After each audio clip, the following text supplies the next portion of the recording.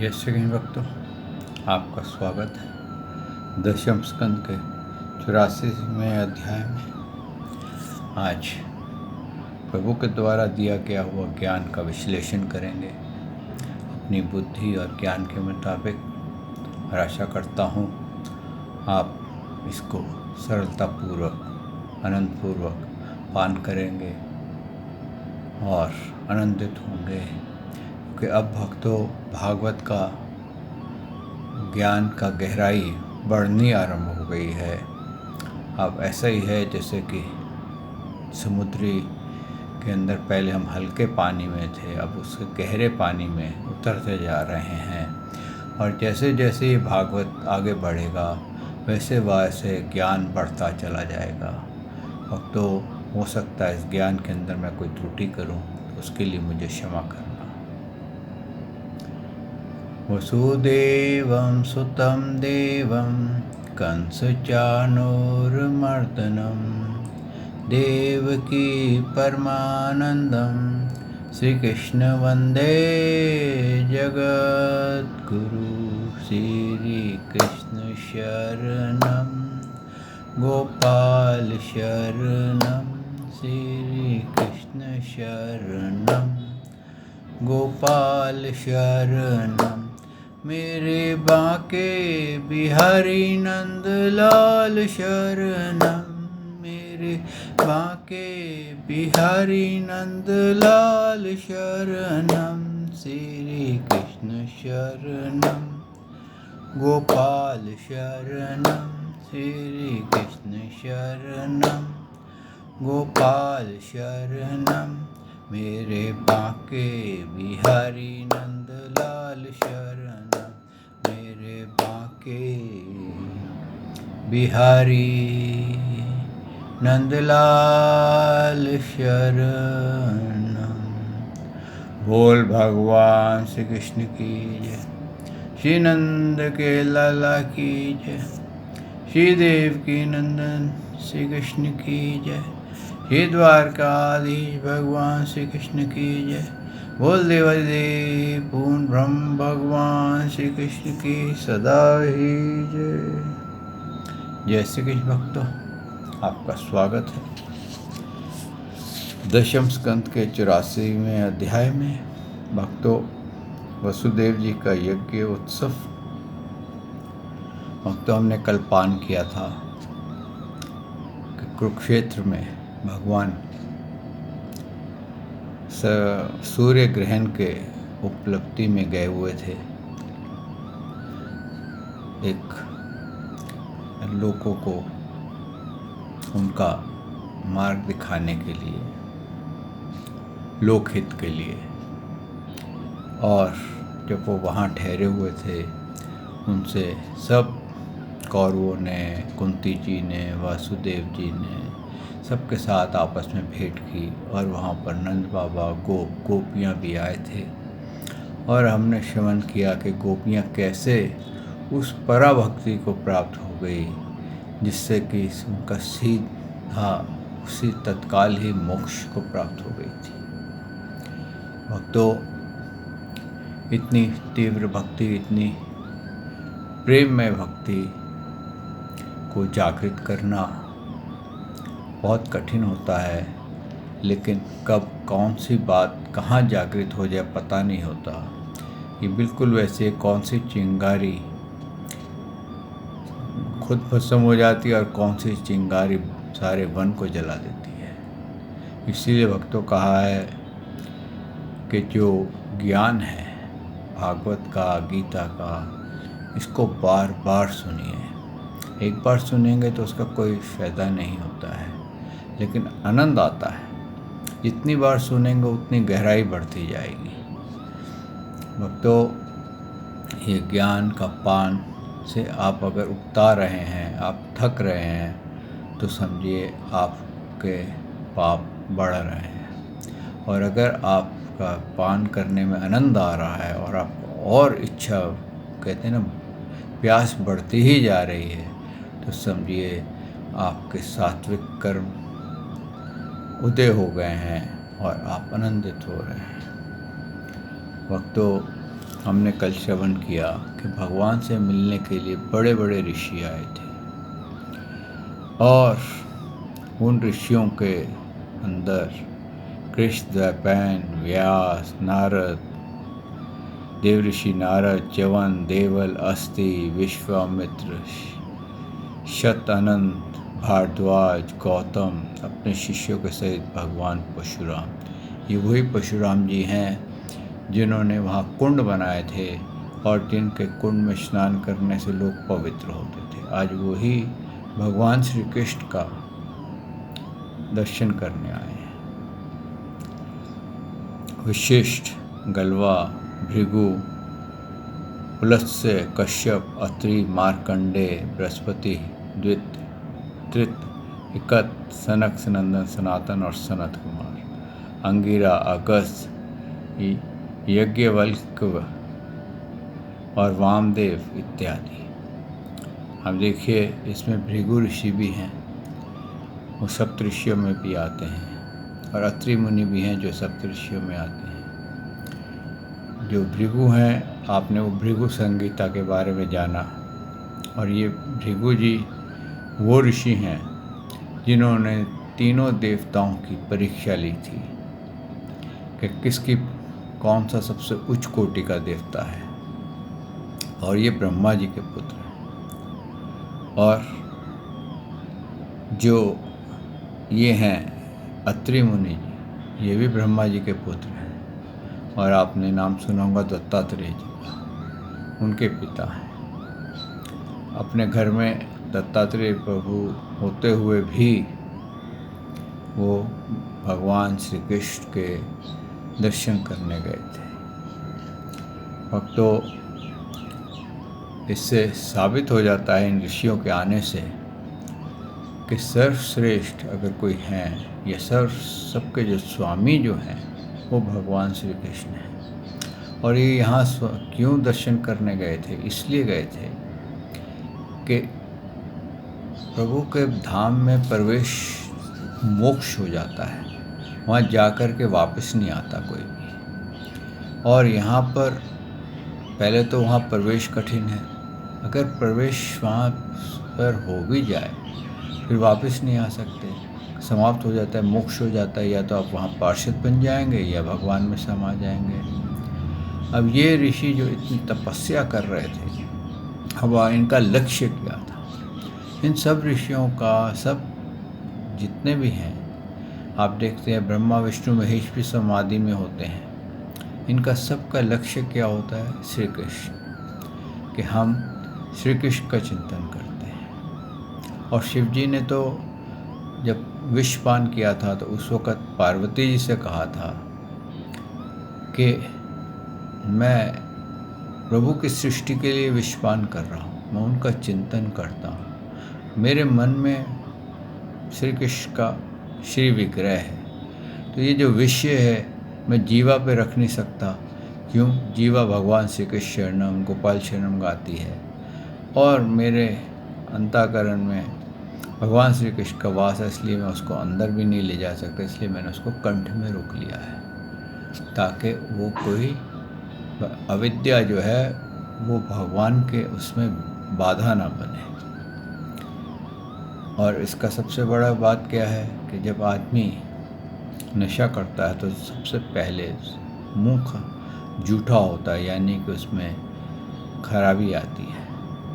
और जब मुंह में नशा हो तो ज़ुबान लड़खड़ाने लगती है, कुछ ना कुछ बोलेगी। और जब पेट में शराब चली जाएगी तो आपकी बुद्धि को नष्ट कर देगी।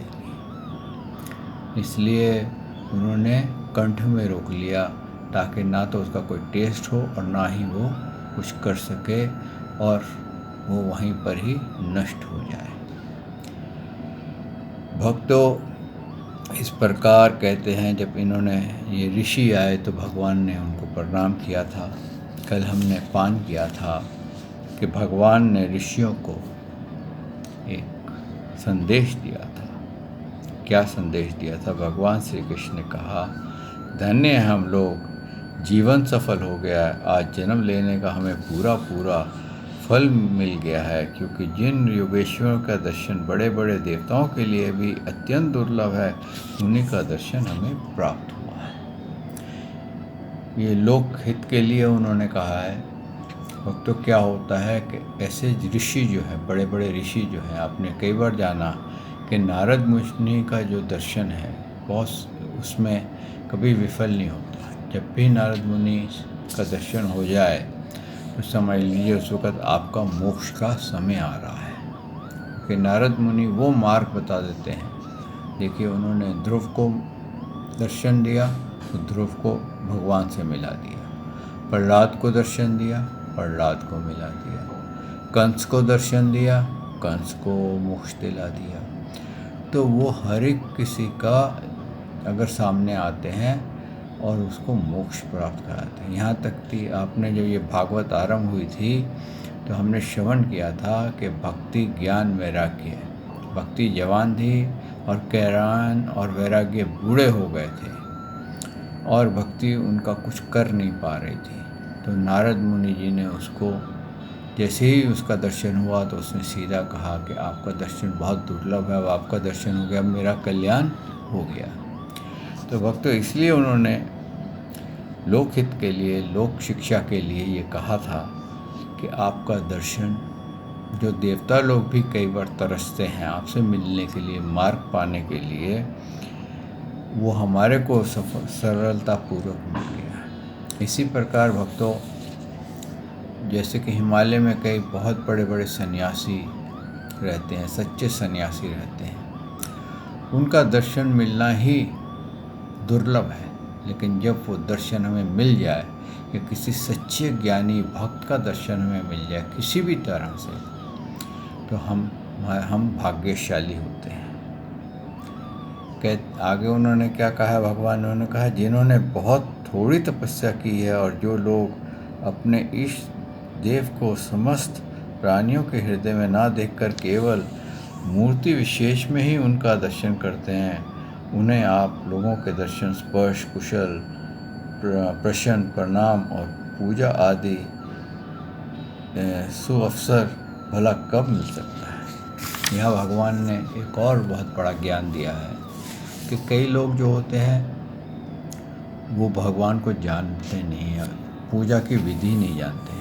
वो ये करते हैं कि गए मंदिर में डंडौते डालेंगे, मालाएं फेरेंगे और बहुत कुछ करेंगे, आरतियां गाएंगे, सब कुछ करेंगे, लेकिन उनका वो यही सोचते कि यही भगवान की पूजा है।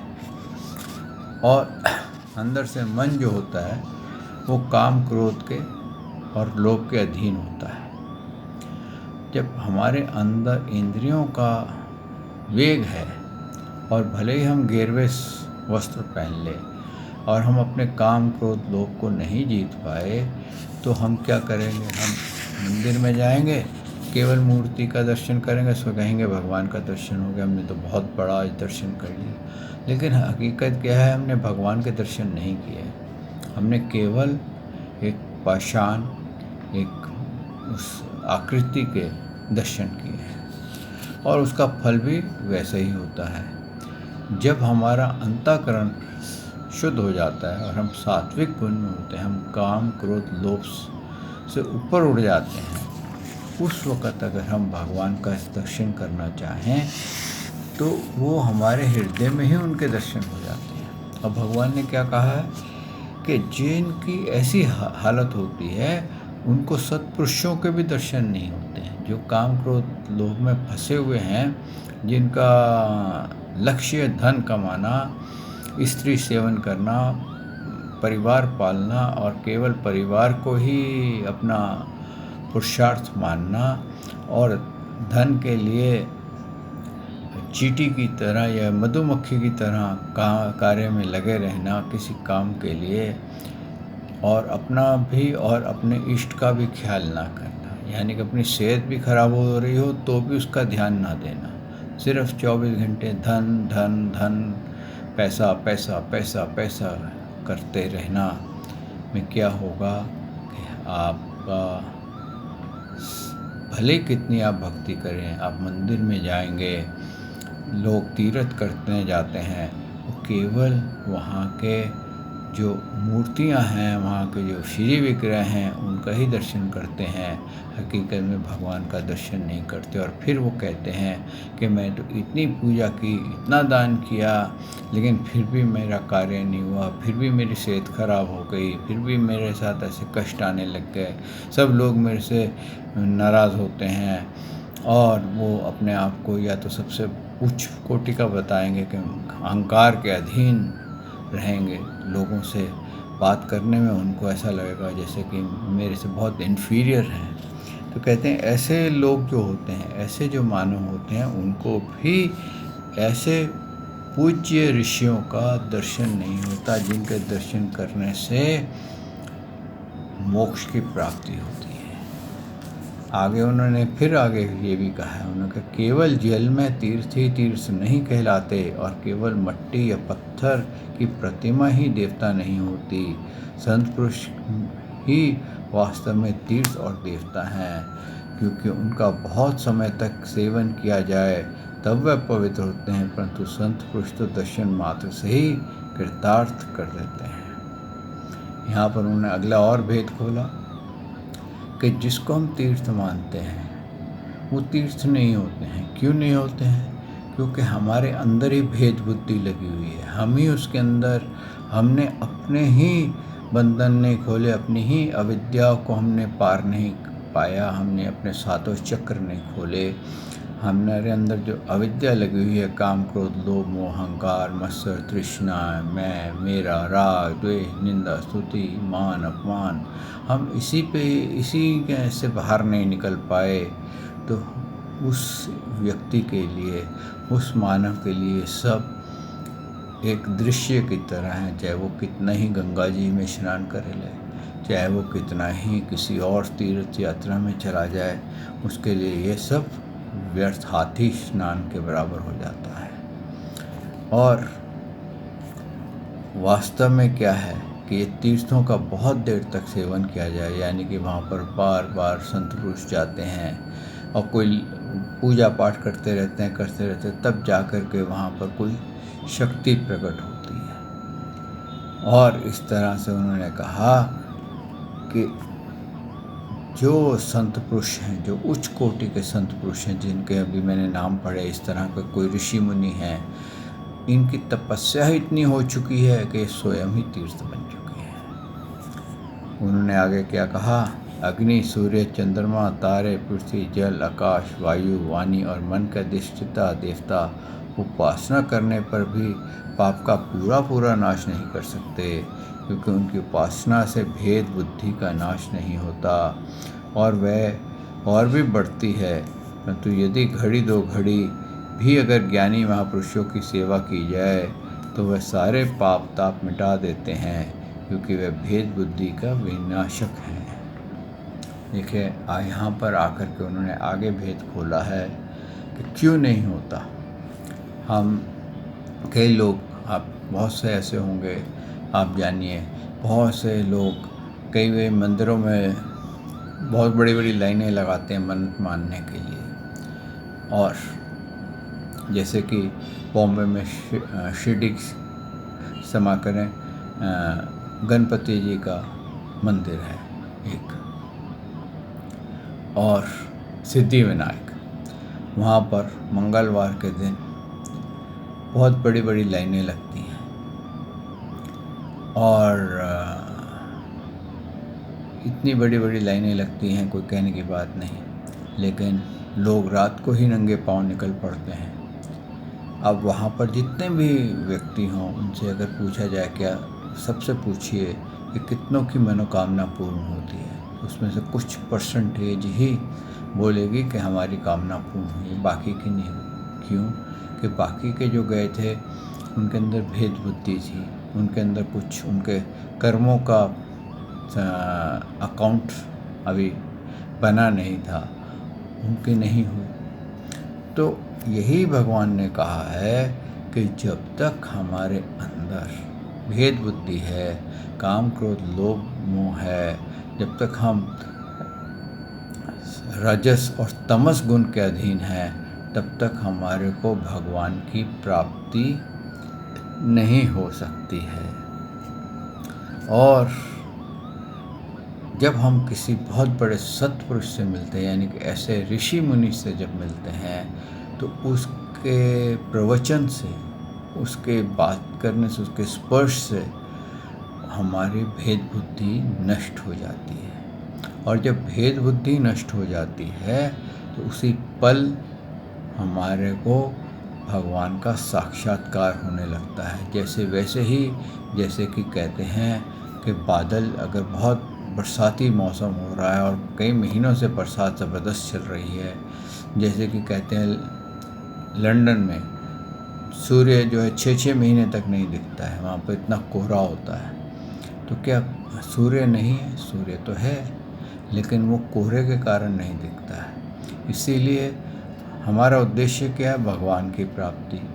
और फलों को पीछे हम भागते हैं। जब हम फलों के पीछे भागते हैं तो क्या होता है कि हम भगवान से विमुख हो जाते हैं, और फलों को ही अपना पुरुषार्थ मान करके हम भगवान के भक्ति से, अपने उद्धार से विपरीत हो जाते हैं। बजाय हमारा लक्ष्य क्या होना चाहिए? मानव देह का लक्ष्य होना चाहिए मोक्ष का, लेकिन हम लक्ष्य किसको बनाते हैं? भोगों को।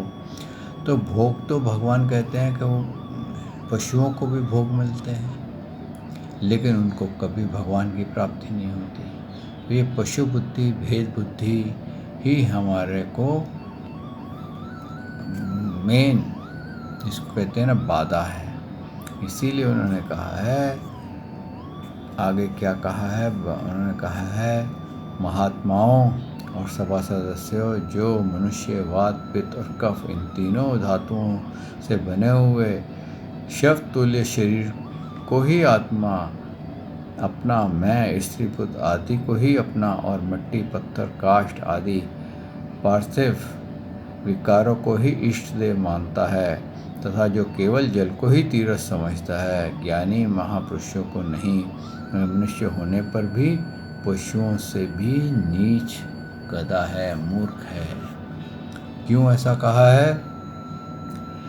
कि जिसने ये सोचा है कि भैया ये मंदिर में जो श्री विग्रह है यही भगवान है, और इसके अतिरिक्त तो भगवान है ही नहीं, और अपने आप को भी श्रेष्ठ मानता है, शवतुल्य, यानी कि मृत्यु जिस शरीर की होने वाली है उसमें बस इसी को ही सब कुछ मानता है, और सिर्फ डंडौते डालने में, विशेष रगड़ने में, मालाएं फेरने में, और सबको उपदेश देने में जो मनुष्य ये सोचता है कि मैं इनसे, ऐसा करने से भगवान को प्राप्त हो जाऊंगा, तो वो नहीं होगा। क्यों? कि हो सकता है वो इस अहंकार के अधीन आकर के किसी ज्ञानी पुरुष का तिरस्कार कर दे, और जब वो ज्ञानी पुरुष का तिरस्कार कर देगा तो उसका भाग्य फूट जाएगा। इसीलिए कहा है भक्तों, कि आपको किसी का ज्ञान पसंद आए या ना आए, अगर वो भगवान श्री कृष्ण का भक्त है तो उसको मान दीजिएगा। पर अगर आपको नहीं पसंद आए तो कोई बात नहीं, अगर वो कुछ गलत बोल रहा है कोई बात नहीं, लेकिन आप उसको प्रेम से अगर कहें कि भक्त जी, ये सन्यासी जी या गुरु जी, आपने जो कहा है मेरी बुद्धि में इसका ये अर्थ हुआ था, लेकिन आप इसका ज़रा विश्लेषण कर दीजिए, तो उसको पूरा मान देते हुए उससे विश्लेषण कराएंगे तो वो आपके लिए ऐसे ज्ञान द्वार खोल देगा कि आप सोच भी नहीं सकेंगे। और अगर आप अहंकार के कारण उससे कहेंगे कि अरे तुम तो गलत बोल रहे थे, ये ऐसा नहीं ऐसा था, मैंने तो वहाँ पढ़ा है। क्यों? आजकल भक्तों क्या हुआ है कि जो वेद हैं, ओरिजिनल वेद हैं, वो किसने बोले हैं? भगवान श्री कृष्ण ने। और उसके आगे लोगों ने लिखने शुरू करे हैं। अब वो लिखने में अपने राय देते चले गए हैं, तो वो मीनिंग चेंज होते गए हैं। और वेदों का और मंत्रों का जब मीनिंग चेंज हो जाए तो भक्तों उनका कोई असर नहीं रहता। इसीलिए कहा है कि जहाँ तक हो सके ओरिजिनल पढ़िए, दूसरों का श्रवण करिए और देखिए ये कितना ओरिजिनल बोलने वाला है, कितना समझाने वाला है। उसकी मदद लीजिए, उसकी वाणी की मदद लीजिए, उसके प्रवचन की मदद लीजिए, और अपने मन से अपने उसका कहते हैं ना मनन कीजिए, तो वो आपको जो आपका मनन का वो निकलेगा, नतीजा निकलेगा, जो रिज़ल्ट निकलेगा वो आपका बिल्कुल 100% एक्यूरेट होगा। वो भगवान के प्रति आपको एक्यूरेसी में ले जाएगा।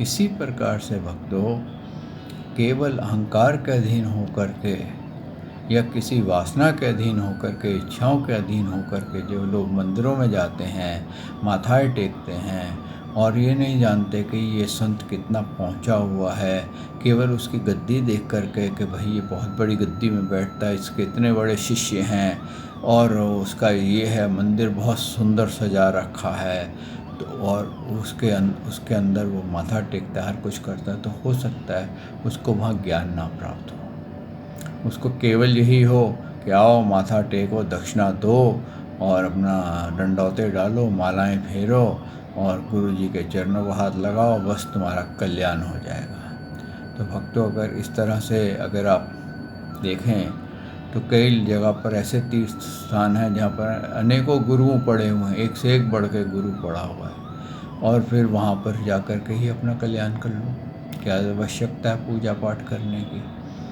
क्यों कि गुरु को भी, जिसकी आप के पास आप ज्ञान लेते हैं, जिसके पास आप गुरु मंत्र लेते हैं, उसके बारे में भी आपको जानना चाहिए कि गुरु किसका। पहले तो ये जानिए कि भक्त किसका है, किसकी भक्ति करता है।